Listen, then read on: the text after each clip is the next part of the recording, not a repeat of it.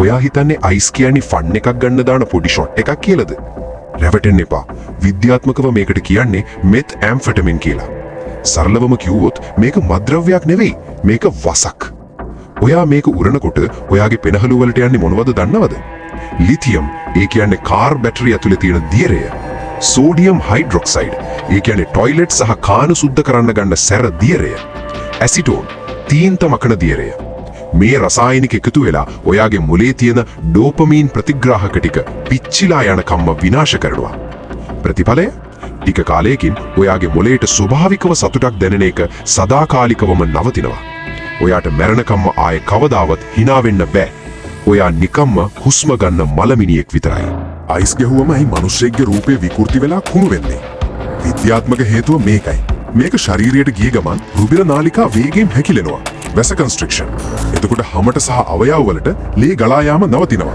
ලේ නැති වුණාම සෛල මැරිලා මූණ සහ ඇඟපත පණ පිටින් කුණු වෙන්න ගන්නවා. ඊළඟට දත්.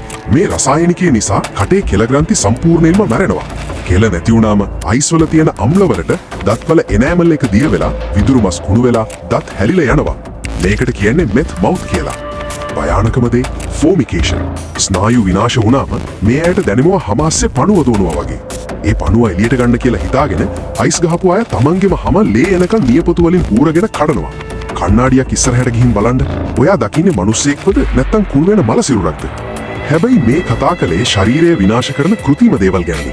ඔයා දන්නවද ඔයාගේ ඇඟ ඇතුළෙම ක්‍රියාත්මක වෙන ස්වභාවික ලිංගිකත්වය, සෙක්ස් හා බැඳුණු গুপ্ত රහස් ගැන?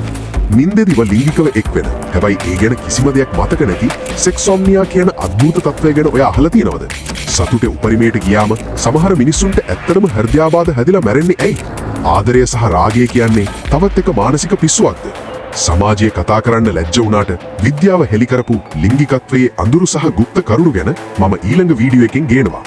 වැඩිහිටියන්ට පමණයි. ඒ රහස් දැනගන්න දැන්ම PK Studio subscribe කරන්න. ඒ වගේම The Midnight Files Facebook පිටුවත් follow කරන්න.